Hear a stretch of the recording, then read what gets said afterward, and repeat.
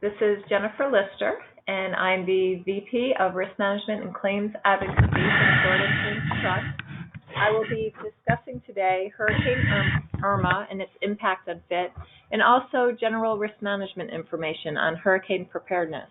I also have with me today Tony Ettore, who is the Chief Operating Officer with Disaster Strategies and Ideas Group, and he will be discussing the disaster process, public assistance, and suggestions for effective recovery. In order for the webinar to have the best impact, we do ask that all questions, or we will answer all questions at the end of the presentation. Excuse me. To ask a question, simply click on the question box that's in the middle right-hand sidebar. You'll see it right there. You can ask your question, and at the end, we will go over everyone's questions. Also, at the end of the presentation today, we will be picking 3 people for our hurricane raffle giveaway, and we have 3 great prizes valued at $100 each. The first prize is a Power Pro 1,000-watt portable generator, and then we are also giving away 2 hurricane preparedness kits that include flashlights, lanterns, stick-ons, first aid kit. So there's 3 prizes in total. At the end of the presentation, we won't be giving the winners. We will be sending out a member alert probably within the next 2 to 3 days with those winners listed. So let's go ahead and get started. As I stated, we are going to be talking about hurricane preparedness, and one of those things is we want to talk about the past, what has happened. For Hurricane Irma, which was the most recent storm we've had, effective 5/7 of 18, which was approximately last week, it had received 280 property claims. 91 of those claims were reported within the first week of the storm. So kudos to those members that were reporting it quickly and timely, because that is very important.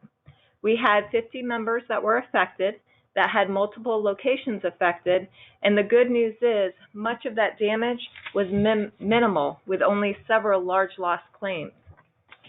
Curtis Hicks is our dedicated FIT property adjuster, and you will see on the screen all his contact information. Now, Curtis, his position is he triages all of the property claims, and he assists members with the proper avenues to take in order to correct that damage, to get you back to where you are before the storm. You'll see that Curtis has his cell phone listed up there. Curtis is very responsive, and he answers that cell phone. If you do get voicemail, he will answer you that same day or within 24 hours. We had received many compliments on Curtis' responsiveness during the storm because, as you know, that's a stressful time, and he is very good about being responsive to everyone. Now, what we're doing, or what FIT wanted to do during Hurricane Irma, because we had so much notice for the storm, we almost had a week ahead of time that we knew that it was going to hit. And FIT as an organization had many conference calls and meetings with the FIT board, which, as you know, consists of members. And we asked them, what can we do? What can we help in preparing our members for this storm? And some of the ideas that came about, we had which was our FIT alerts, where we were sending out alerts to all our members, both before and after the storm, with the claim reporting information, helpful tips on what to do before and after the storm, and we did receive a lot of positive feedback with that. And if you have suggestions as members, we are always open. If there was something that you found that maybe you think would be helpful, when a future storm does come, please always contact us because we want to help out as much as we can. Now, as you know, for a hurricane and when a hurricane is coming, preparation is key. And one of the major things that we think is beneficial for members is to have a hurricane action plan, but not just before the storm, but after too, of what needs to be done. It's important to devote appropriate personnel and financial resources to the plan, and also to assign an individual, or if your organization is very big, a committee with the appropriate authority to lead that preparedness effort. Because that board is going to have to cover many different things, or committee, because they need to kind of review what is industry's best practices when preparing for a storm. That group, that individual, or that committee, when they're looking at preparing for the storm, they should ensure that there's sufficient communication systems, that there's proper emergency supplies on site on the different locations. They need to review the insurance policies, make sure everything is up to date and that they're properly covered. Evaluate the information technology, make sure backup mechanisms are in place, and also to coordinate with local emergency response teams so they know what they're doing. Now, one of the suggestions that we have for members is to actually compile a hurricane preparedness kit. And in that kit, have blueprints for the key facilities, have the list of emergency contacts, not only just inside the organization, but outside the organization as well, fire, police departments, and ensure that your employees know where that kit is located so that when a storm is coming, that they can get that kit out and have all the information right at their fingertips. So that you want to confirm that the employees are familiar with the organization response plan, and you might even go as far as to schedule a drill to test that hurricane preparedness. Test those phone numbers, make sure they're all up to date and that everyone is on the same page. You want to make that development of that implementation of that hurricane plan a priority because the key, of course, is to outline a strategic hurricane action plan. So it's very important that everyone have that information so no one's caught off guard, unprepared. And you also don't want to wait until, okay, a hurricane is coming and now we only have 5 days to do all this. We need to prepare beforehand. So the next thing is, okay, a hurricane has come. Now you have those kits, you have your hurricane action plan, start implementing it, putting it into action. So you're going to have the before and the after. Now, one of the key things is after that storm is you report your claims to the carrier. I can't stress the importance of getting those claims in as soon as possible. There is nothing wrong with, after the storm, you know that there's damage. Maybe you don't know the extent of that damage. Still report that claim, and in the information of what the loss is, you can put to be determined. Simply TBD, to be determined, because you know that there's damage. You know a property person needs to come out and look at it. Get that claim in so everybody can start working quickly. Communication is also key between the property adjuster and the member, because we need to work as a team to get you back to what you were before that storm occurred. And as I said, you have Curtis Hicks, a dedicated fit property adjuster, who will help you through that process to get you the information that you need. And also, depending on the extent of the storm and how much damage there is, you might need assistance through the organization FEMA, and that's who I have with me today is Tony Ettore, who's with Disaster Strategies, and he can kind of help walk through that process. And FIT does have a discounted rate for our members, so we have this great partnership and with this wealth of information. So I'm going to go ahead and pass it over to Tony, and Tony, you can kind of take it from there. Thank you very much, Jennifer. That was some really good information to start with. Okay.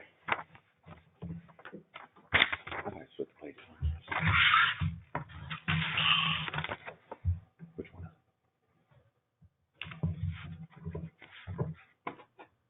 Bear with us 1 second. I'm figuring out how to use the machine. Okay. All right. Well, we've all been through some hurricanes, and normally when we think about a hurricane and preparing for a hurricane, we think about gathering supplies and water and seeking shelter. But the response to the storm will last a few days or a week. The recovery can last months or years. So recovery is really the nuts and bolts of a disaster.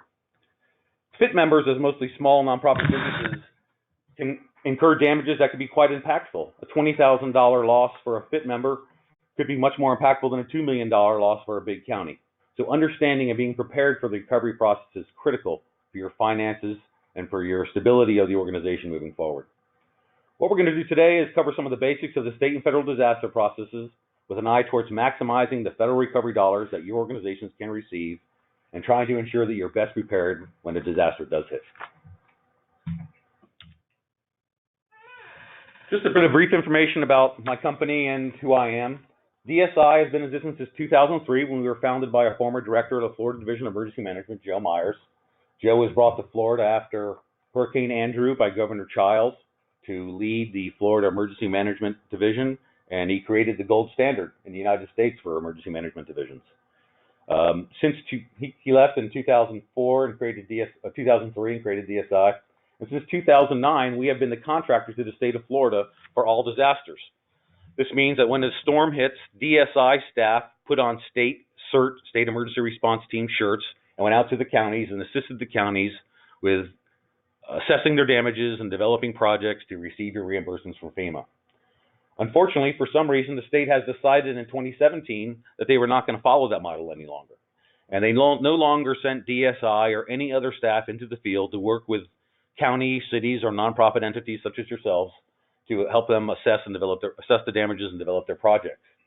They call it a new model where FEMA is mostly calling the shots and DEM has very limited involvement outside the Joint Field Office. Just a little bit about me, so you know that you may be able to believe what I'm telling you. I was the general counsel of DEM for 2 years through the Deepwater Horizon disaster. I was activated for 120 straight days in Deepwater Horizon. It was not very fun, but it was very interesting. I've been the general counsel of DSI for 6 years, and for the last year, I've been the chief operating officer. I've been a lawyer for 20 years and attended University of Michigan Law School. I've also been a DEP environmental enforcement attorney. I was the state of Florida's tobacco pilot program attorney after the $1 billion settlement was made back in 1999. Okay. DSI's history with the FIT. Last fall, we worked with Jennifer and her team, and DSI made a presentation at the FIT conference that focused on the eligibility of FIT members for federal recovery dollars after Irma. There were then a lot of questions about who was eligible for what, and we came in and tried to at least provide a little bit of education on how much money can be received and when it could be received. So we received inquiries from about 25 FIT members, and we represent 20 FIT members, maybe 21 FIT members, with regard to their FEMA claims for Hurricane Irma. This representation is ongoing. Most of the damage claims have already been developed and submitted to FEMA. And we suggest that hiring a firm like us or one of our competitors would be a good idea moving forward, and we'll cover this down the road, as 75% of the costs of DSI or a firm like ours are covered by FEMA as direct administrative costs. Your staff have other things to do, other jobs, so it's good to bring in contractors to handle this very complex bureaucratic process. And finally, we've had to file a couple of appeals for some larger FIT members, and that's what we do. We will assist you till the end until your federal recovery dollars are received. Unfortunately, at this point, no FIT members have received any money from Irma to my knowledge. And indeed, only 1% of the funds from Irma, less than $1 million, I believe, have been distributed by the state. Even though many of the projects are obligated by FEMA, obligation just means that FEMA provides the funds to DEM in their SmartLink account, their federal funds account. DEM, once they have the funds, go through an entirely separate process called the Request for Reimbursement process, RFR process. So an entity such as a FIT member will have to request the reimbursement, and then the state of Florida will do a complete audit review of all the claim with every piece of documentation before the funds are released. And it's not clear how they're prioritizing the claims that they're working on. So right now, very little Irma funds have been distributed. It's unfortunate, but that's just the way the system works. Okay, what is a disaster? We see floods on TV. They were on the Weather Channel this morning, and we see high winds and people suffering. But what is actually a disaster in the United States, technically? Well, in 1998, the United States, we sort of came out of the civil defense mode and preparing for nuclear war, and the Robert T. Stafford Disaster Relief Act was passed. It created a system by which disasters are declared and recovery funds are provided across the United States. And the disasters do not depend on if anyone is injured or killed. What it depends on is the amount of damage in a certain area. So there are state and county thresholds that must be met in order for a disaster to be declared. So in 2018, the statewide threshold per capita is $1.46. That means if Florida has 20 million people, let's say, at $1.46, that means you're going to need, about $24 million, $25 million of damage across the state in order for a disaster to be declared by the federal government.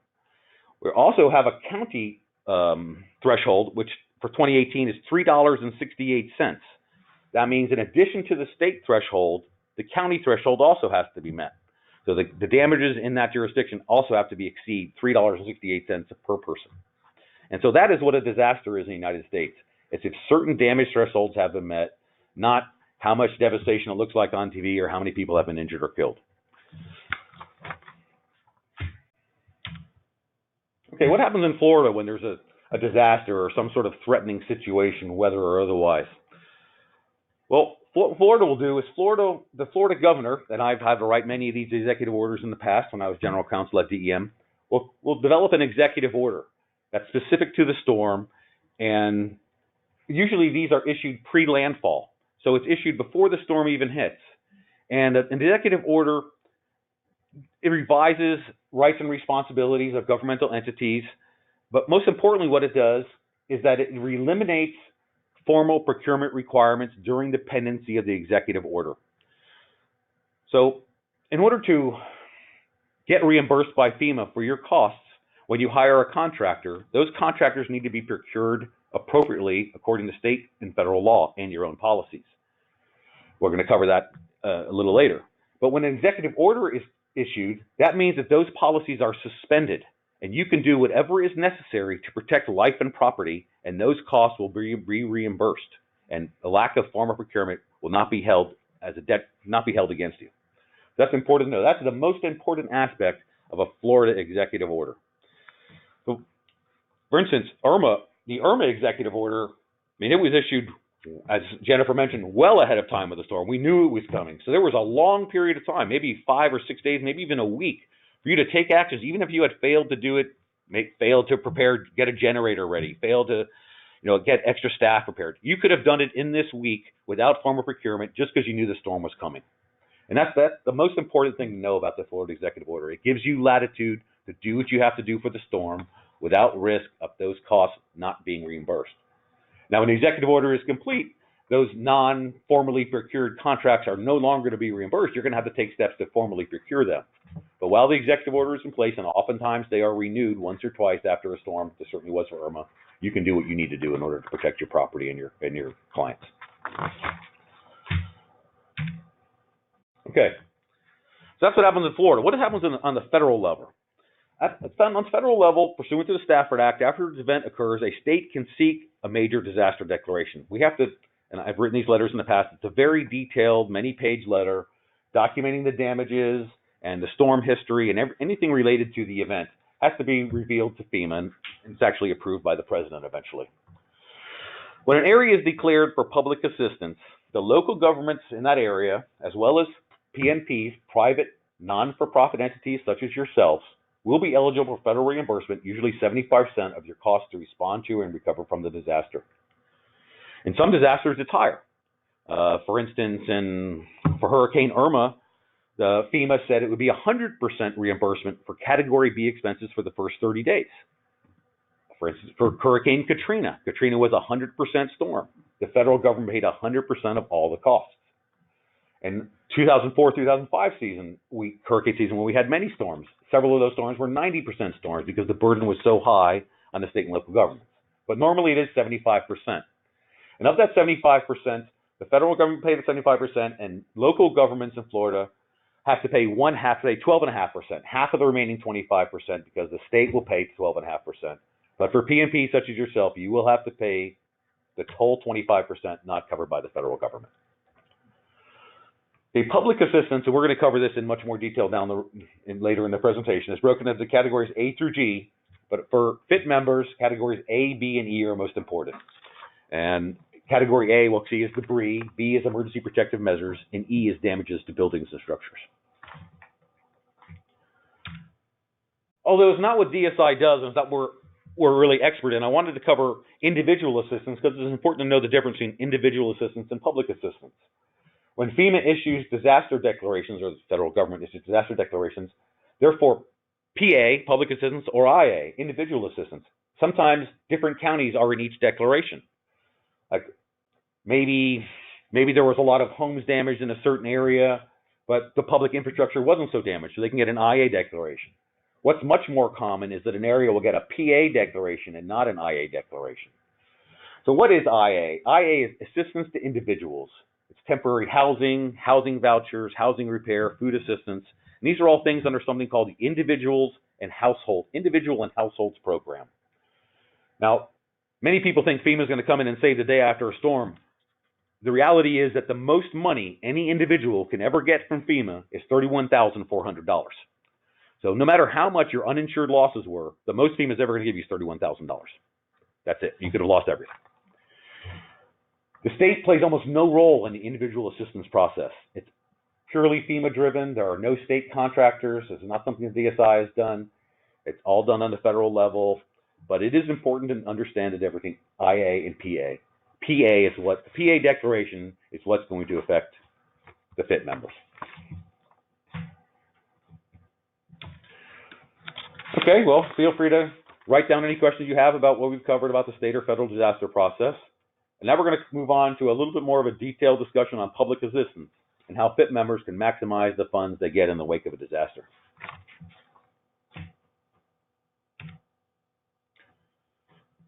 Okay, hurricanes hit, you have damages. What now? As Jennifer said, report your claims immediately. And to the extent that they're covered by insurance, that's going to be the first bite of the apple. If you're covered by insurance, FEMA's not going to cover it, but FEMA will cover your deductibles if it's an eligible damages. So file your claims quickly. If the storm was serious enough, a major disaster declaration will be declared after the state requests it. And if your county is included, if it's for public assistance in the county in which you're located, you can potentially receive FEMA recovery dollars. The first step in the process is to file a request for public assistance. So any FIT members that received damages, incurred damages in Irma, that wanted to receive some FEMA dollars, had to file an RPA. This is the first step, and it's very important that you are as detailed and specific as possible concerning the damages that you've incurred and the facilities that were damaged in this document. Unfortunately, we had a couple of FIT members after Irma that submitted their damages on the RPA, but it was not very complete. And FEMA did deny those claims. We've appealed those claims, and we think we're going to win those appeals. But it's just because the RPA was inartfully submitted. Perhaps we should have provided some more assistance, but it's usually something that's done by the applicant themselves. And it is something we can fix an appeal. But the point here is be as complete and accurate and detailed when you submit your RPA as possible, because that will make the rest of the process much smoother. Okay, there's a lot of eligible private not-for-profit entities that are eligible for FEMA dollars. It's a long list. We found that most of the FIT members are eligible in one way or another. So community centers, museums, libraries, art services, child care, rehab centers, all eligible. The list is really quite long. What is not included is vocational or job training facilities, athletic facilities, and cemeteries. It's complicated. It would be very complicated to cover what is included and what isn't included precisely here, but this one bullet, the long bullet, sort of gives you an example. So custodial care facilities and museums, administrative and support buildings are eligible. But if it's not one of those things, an administrative support building may not be eligible if it's not critical to the facility's operation. It's confusing. And I didn't really state it very well, but it's confusing, and it's something that we could assist you down the road when you are impacted. But the main point here is that most of the FIT members are eligible. We have not encountered one that is not eligible thus far.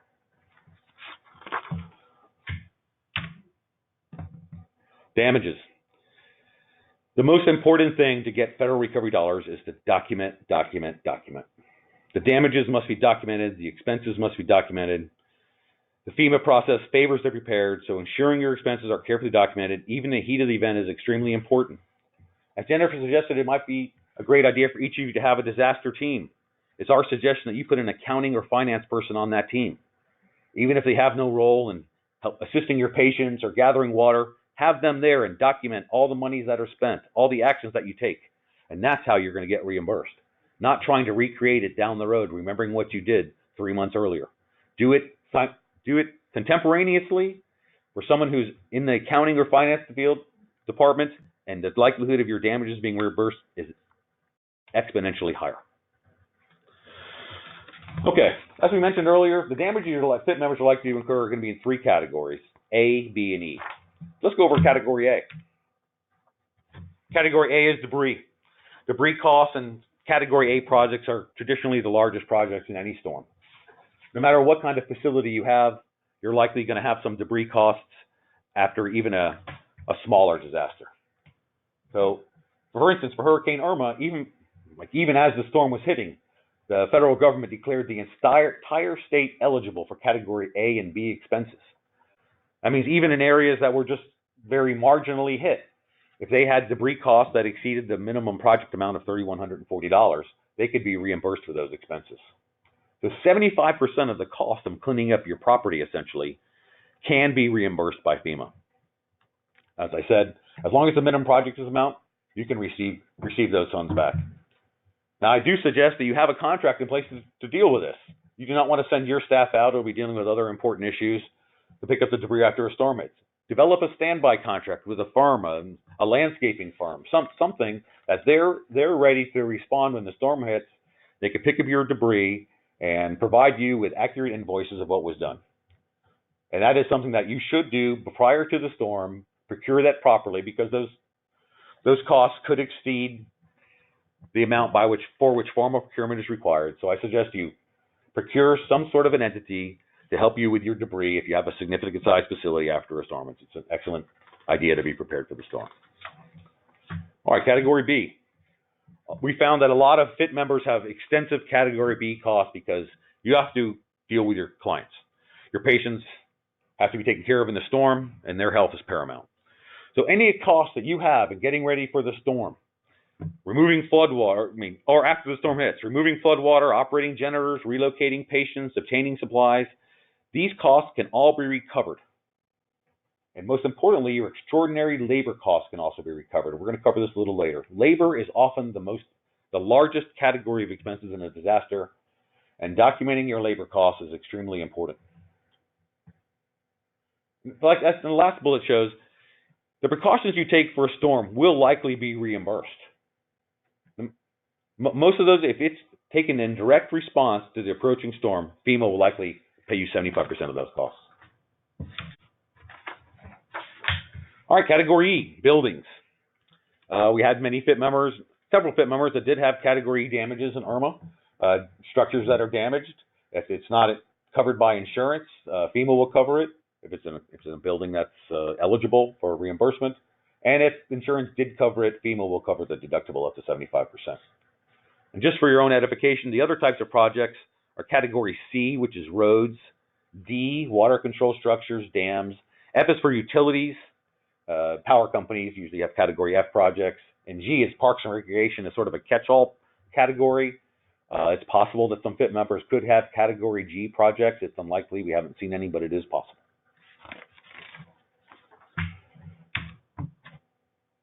The FEMA process is complex, very complex.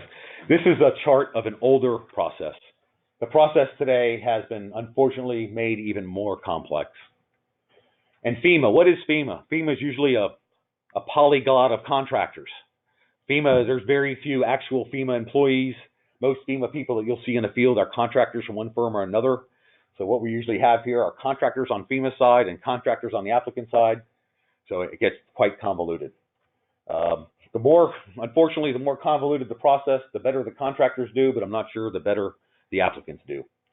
FEMA and the state have been talking about how the new process instituted last year will lead to applicants receiving their recovery funds more quickly. That does not seem accurate, given what I said earlier about the Irma and Matthew intervened funds.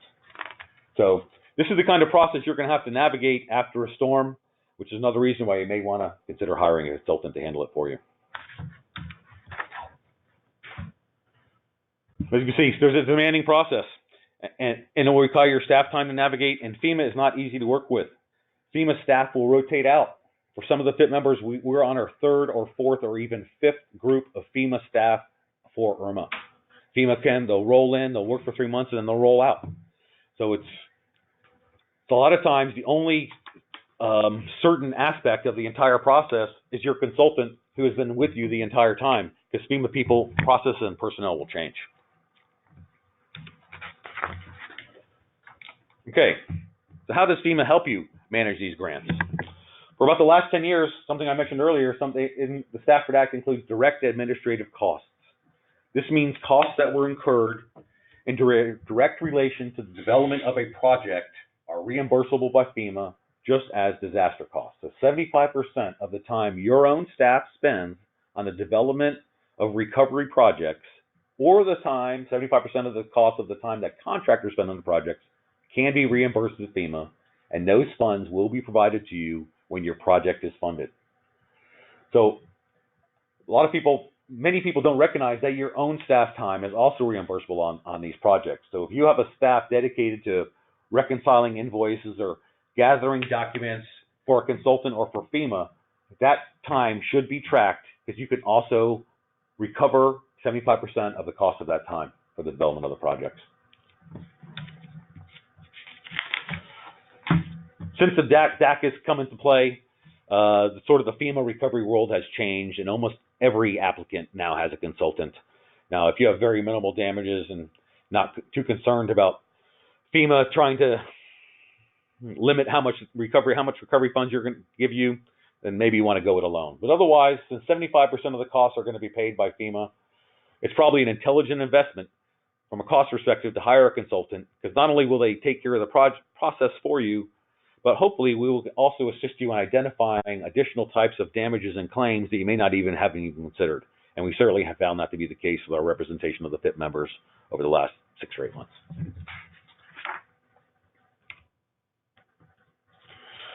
Okay, so as you can see, the FEMA bureaucratic process is nightmarish, and some of you have probably experienced that firsthand. I'm sure you have.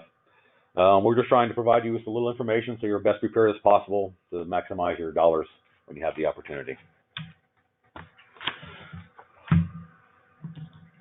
Okay, what are some of the ways we can be best prepared for a disaster? How do we effectively recover from a disaster? Now, we haven't talked much today about wind speeds or taking shelter or gathering water, because we're really concerned about preserving your capital and your resources. As PNPs, you are eligible for FEMA recovery money, but the process is not so easy.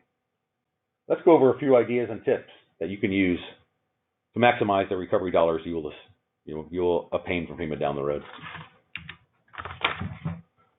Labor policies. As I mentioned earlier, this is probably the most important thing we're going to discuss today. If you want your staff to be reimbursed for the monies that you pay your staff for bonus pay, disaster pay, extra time spent during disasters, that's fine. Put it in a policy. Make it clear. FEMA will reimburse 75% of any extraordinary pay related to a disaster, but your policy must be clear. If there's anything discretionary about your policy, FEMA is likely to deny all of those types of claims. We had several FIP members, and that has been an issue. Different categories of people get different amounts of money, and it was not clear. We tried to work backwards to try to recreate the system. It's difficult. What you wanted to pay your employees is fine. FEMA is not going to question the amount. You just need to make it clear, make it clearly stated in your labor policy, and when that labor policy is provided to FEMA or their contractors, they will review it and confirm that it's acceptable. Most straight time is not paid. FEMA's thought is that you're going to have to pay that time anyway, so we're not going to pay you that time. It's going to be the extraordinary costs. So pay particular attention in all of your labor policies to anything that has to deal with an extraordinary cost or extraordinary time spent by your staff. Next, contracting and procurement. So as I said earlier, formal procurement is required when you want to receive reimbursement for the cost of your contractors. Under federal law, it's 2 CFR sections 200.318 through 200.326. That's called the Super Circular, the Federal Procurement Regulations. That's one standard. You also have to follow the state standard, which is more stringent in many cases than the federal standard. So the most important thing here to take away from this discussion here is that under Florida law, anything under $35,000, so $34,999 or less, those contractors can be hired with merely quotes. You can just call around and get some quotes, and as long as the person you hire is the lowest amount, that's acceptable for FEMA. And for the state of Florida, up to $34,999. Above $35,000, some sort of formal procurement process, a request for proposals, invitation to bid, some sort of form of procurement document process will be required. But up to $34,999, it won't be required. And that is how we are representing most of the FIP members. Most of our representation of FIP members is far below $34,999. We obtained quotes of other of our competitors, which are all significantly in excess of the rates we're charging the FIP members. We provide that in a little memo that's attached to the project, and that justifies our fees and our procurement with FEMA. We're finding no problem with that at all. Another point here is that if you had to do something during dependency of the executive order, then it doesn't have to be formally procured. But be careful about carrying that over until after the executive order it expires or is extinguished. So you can do what you need to do under executive order, but don't rely on that exclusively. Okay. DEM's main motto is get a plan. And all of you need to get a plan as well, as Jennifer mentioned. And one of the main reasons is that DEM's position is that you need to self-support for 3 days. And they have no policies or expectations of getting you anything in 3 days. So after a storm hits, you need to make sure that you have your water and food and anything you need for 3 days. They may be there in sooner than 3 days. You may have first responders, but I doubt that anyone from DEM or FEMA will be there within 72 hours. It's highly unlikely. Now, the first responders will be there, local fire and police, but FEMA or the state will not be there. So that's their plan, 3 days self-support. Your facility also may be damaged, and something's also Jennifer mentions about having a plan, a continuity of operations plan. Every county in Florida has to have a COOP plan, and it's probably a good idea for most of you to consider a COOP plan. We did have many FIP members that had to evacuate their facilities. Some of them had to, like, one entity had to evacuate their patients from Florida to a facility in Georgia. So this stuff happens, and you do not want to have to be faced with having a bunch of clients and a facility that has no air conditioning and you have to evacuate not knowing where you have to go. So a little time pre-storm during blue sky times to consider your COOP plan is probably an excellent idea. All right, let's talk about money. Probably what most of you are interested in, and we're getting close to the end of the presentation. The money is a problem with the disasters. Less than 1% of the recovery funds from Hurricane Irma have been distributed. This storm hit, 9 months ago. So still only 1% of the money is on the street. Hermine and Matthew hit in 2016, and only about 1/3 of those funds are on the street. And it's 2 weeks from the 2018 hurricane season.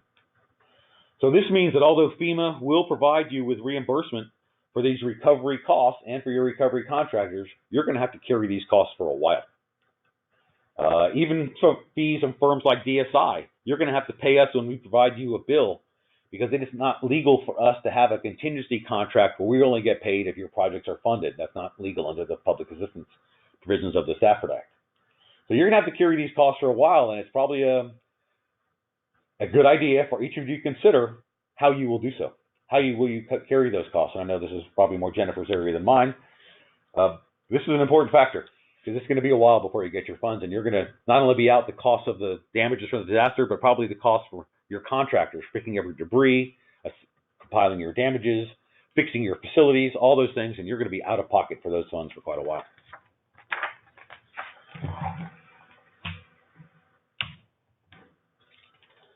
Being prepared is a critical aspect of a disaster, and we follow a few simple steps. We can maximize the funds that each of you receives after a disaster. This presentation has gone pretty quickly because I'm sure there's going to be a lot of questions. It was a pleasure to present this material. There's my email address and my phone number. I'd be happy to take questions or emails from anyone after today on any issues we've covered or any other issues. I'd be happy to be of assistance. Right now, we're going to go back. We're going to cover the questions that were asked during the webinar. I can't see that. Okay. One of the questions was if we are going to share the presentation to the participants. And yes, this presentation will be on the FIT website, and that should be up probably within the next week. So it will be there. But of course, if you have any questions, you can contact me directly, and I will get you the answers that you need. And then we have another question. Okay, I see a couple. We have a question here. Do you have to pay back assistance you receive? No. Not only do you not have to pay it back, but after hurricane, the obligation is a big concern. And there's a lot of horror stories out there about FEMA coming back years after a storm and clawing back funds that were provided to our jurisdiction after a storm because some technical aspect of the recovery process was not followed precisely. Well, after Hurricane Sandy, Congress included a new provision in the Stafford Act called 705C.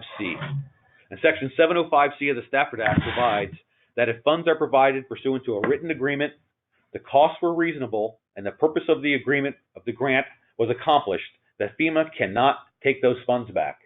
So basically, Congress has created an affirmative defense for you to use in any appeal if FEMA attempts to take back your monies.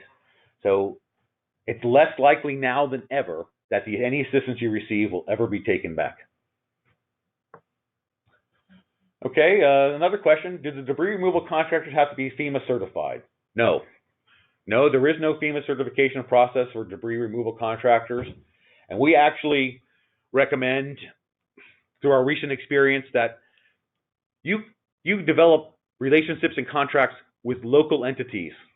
We found that these big firms, DRC and other big debris firms that operate state and nationwide, what they basically do is sell you a bill of goods. They really don't have the staff in Florida. As we saw after Irma, all these companies had all these standby contracts across the state, and none of them could perform. They all relied on the same subcontractors, and then there was bidding wars between the different subcontractors. So almost all the contractors went to Miami and for Monroe, where they were making twice as much per ton on the debris that they had already contracted for in Sumter County, for instance. So it's less likely that those sorts of actions will occur if you negotiate standby contracts with local firms. Those local landscaping or debris firms, their costs are just as reimbursable from FEMA as some big company that has experience with FEMA. So we think that's an excellent idea. And these local firms are most likely going to be much more responsive to your needs and want you as for continuing business. So no, they do not need to be FEMA certified. And indeed, we recommend you work with some local entities. Is that all the questions? Yeah. Okay, I think that's all the questions we have. Thank you, Tony. That presentation is insightful and I think very, very informative. So thank you for that. And for everyone that joined us, thank you for attending today. And as I said, the presentation will be on our FIT website shortly. And also we will be sending out an alert with our winners, our Hurricane Preparedness Kit winners, within the next week and coming out soon. So thank you, everyone. Bye-bye.